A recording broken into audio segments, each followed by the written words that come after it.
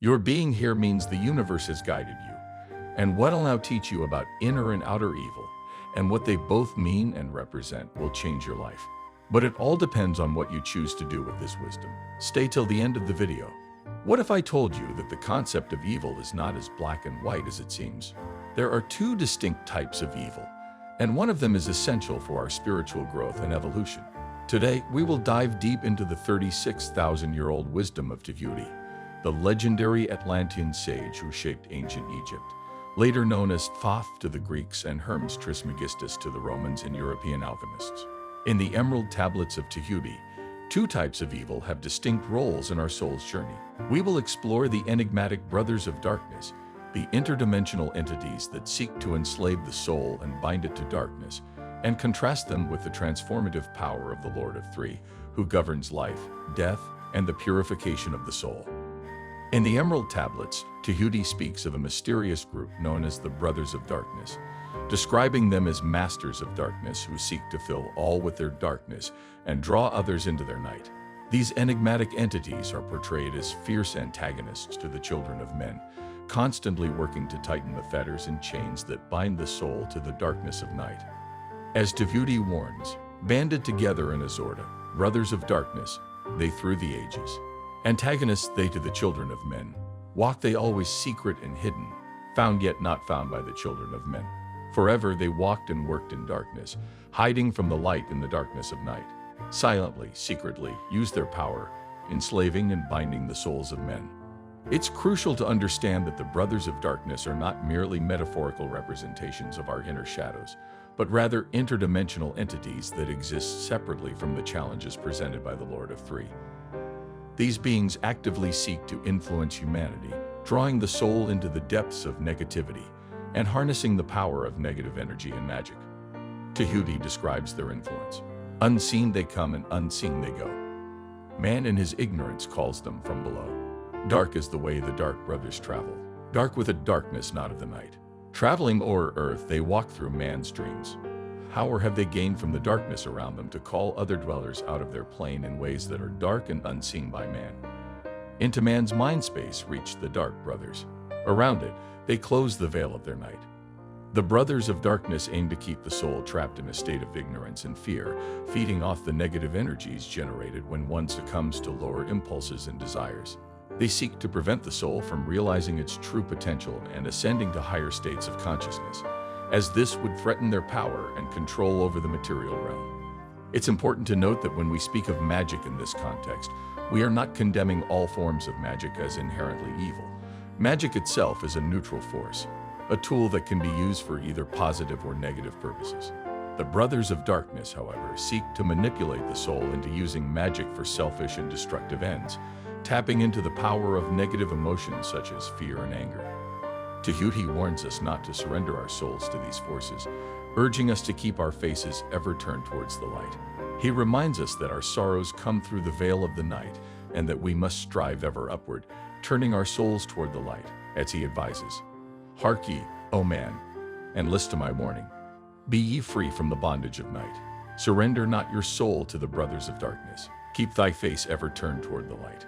By cultivating mindfulness, self-awareness, and a strong connection to our higher selves, we can learn to recognize the influence of the Brothers of Darkness and choose to align ourselves with the path of wisdom, compassion, and truth. This is the path of the spiritual warrior, the one who bravely faces the shadows within and without and emerges victorious in the light of truth. If you're going to keep your eyes fixed toward the light, give us a like and subscribe. We'll help keep your heart fixed on wisdom and light. In contrast to the Brothers of Darkness, Tahuti also speaks of another powerful entity known as the Lord of Three, who plays a crucial role in the soul's journey through the cycles of life and death. This enigmatic figure governs the mortal realm, testing and purifying the souls of men through the challenges and trials of existence. It's essential to understand that the challenges presented by the Lord of Three are fundamentally different from the influence of the Brothers of Darkness. While the Brothers of Darkness seek to draw the soul into negativity and keep it trapped in a state of ignorance, the Lord of Three presents opportunities for growth and transformation, helping to purify the soul and facilitate its ascension to higher levels of consciousness.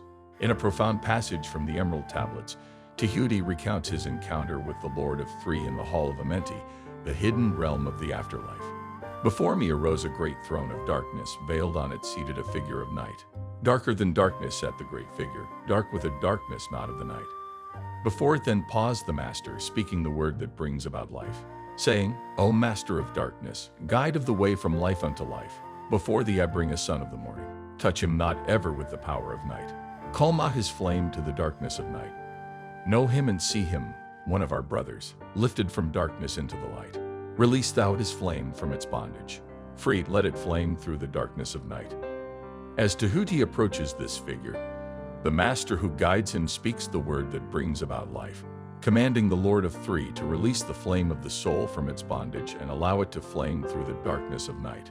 In response, the Lord of Three raises his hand, and a flame comes forth, growing clear and bright.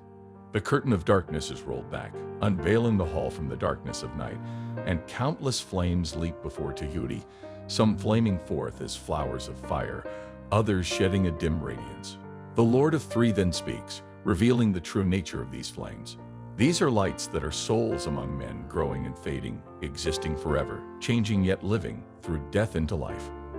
When they have bloomed into flower, reached the zenith of growth in their life, swiftly then send I my veil of darkness, shrouding and changing to new forms of life, steadily upward throughout the ages, growing, expanding into yet greater flame, lighting the darkness with yet greater power. Quenched yet unquenched by the veil of the night, so grows the soul of man ever upward, quenched yet unquenched by the darkness of night.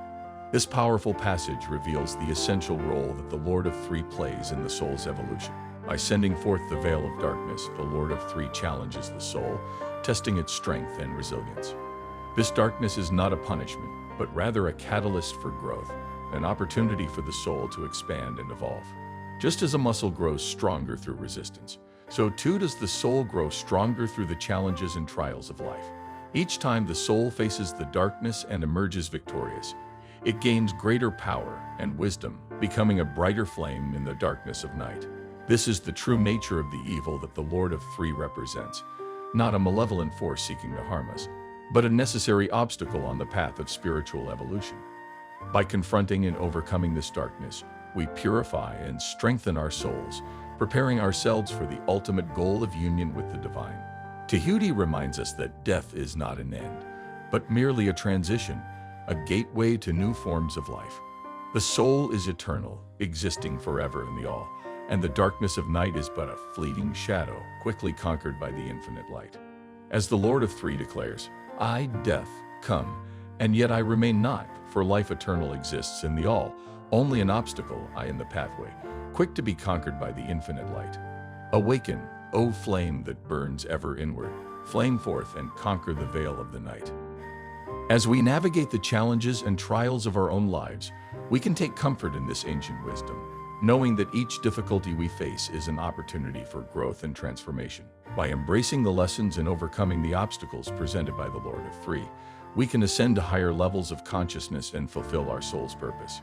By embracing the darkness and using it as a catalyst for our evolution, we can follow in the footsteps of the great masters who have gone before us, ascending ever higher on the path of light. Comment below if you'll now start reading the Emerald Tablets of Thoth.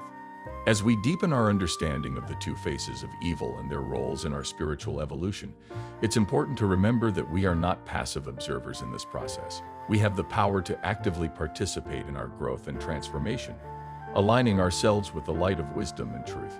One of the most powerful tools we have for this purpose is the practice of discernment. By cultivating a keen awareness of the energies and influences around us, we can learn to distinguish between the forces that seek to uplift us and those that aim to drag us down. When faced with a challenge or opportunity, take a moment to pause and tune into your inner guidance. Ask yourself, does this situation feel expansive and empowering? Or does it feel constricting and draining? Trust your intuition and pay attention to the subtle sensations in your body, as these can often provide valuable insights into the true nature of the forces at play. Another powerful tool for aligning with the light is the practice of setting clear intentions. Before engaging in any activity or interaction, take a moment to clarify your purpose and desired outcome. Silently affirm to yourself, I intend to approach this situation with love, wisdom, and compassion. I trust that the highest good of all will be served, and I open myself to divine guidance and protection. By setting a clear intention, you create a powerful energetic field that attracts positive experiences and repels negative influences. You also remind yourself of your true nature as a being of light and your inherent power to shape your reality through the focus of your consciousness. In addition to discernment and intention setting, many other practices can support us in aligning with the light. These include meditation. By quieting the mind and tuning into the stillness within, we create a space for inner wisdom and guidance to emerge.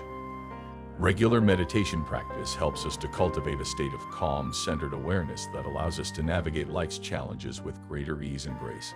Gratitude. By focusing on the blessings and miracles in our lives, we shift our energy from lack and limitation to abundance and possibility. A daily gratitude practice, such as keeping a gratitude journal or offering silent thanks throughout the day, can help us maintain a positive, uplifted state of consciousness. Service.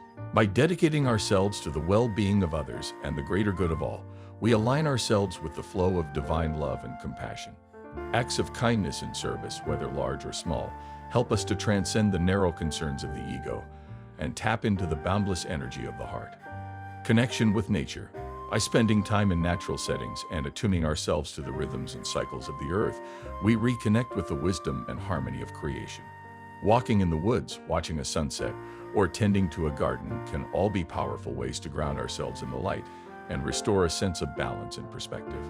As we integrate these practices into our daily lives, we begin to experience a profound shift in our consciousness. We find that we are less easily swayed by the influence of negative forces and more firmly rooted in the light of our own divine nature.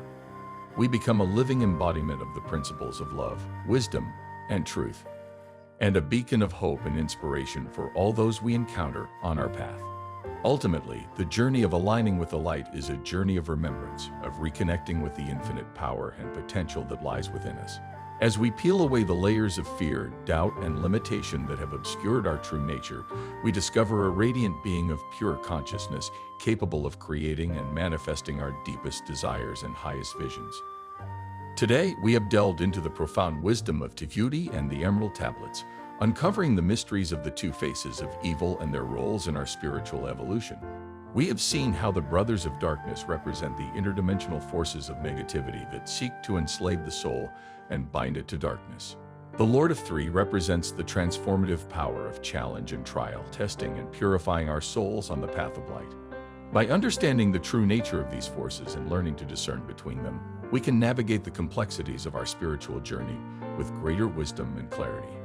We've explored practical techniques for aligning ourselves with the light, such as discernment, intention setting, meditation, gratitude, service, and connection with nature. We've discovered how these practices can support us in cultivating a state of centered, compassionate awareness. As we integrate this ancient wisdom into our modern lives, let us remember that we are not alone on this journey. We are part of a vast, interconnected web of consciousness, spanning countless dimensions and lifetimes. We are supported by the love and guidance of the great masters who have gone before us, and by the infinite intelligence of the universe itself. Let us walk this path with courage and grace, knowing that every challenge we face is an opportunity for growth and transformation. Let us trust in the wisdom of our inner guidance and the ultimate goodness and benevolence of creation. And let us remember, always, that the light of our divine nature is the most powerful force in the universe, capable of dispelling even the deepest darkness. As Tahuti reminds us, listen, O man, and heed ye this wisdom. Even as darkness, so is the light. When darkness is banished and all veils are rendered, out there shall flash from the darkness the light. May we all awaken to the radiant truth of our being and shine our light forth into the world, illuminating the path for all those who seek to know themselves and the mysteries of existence.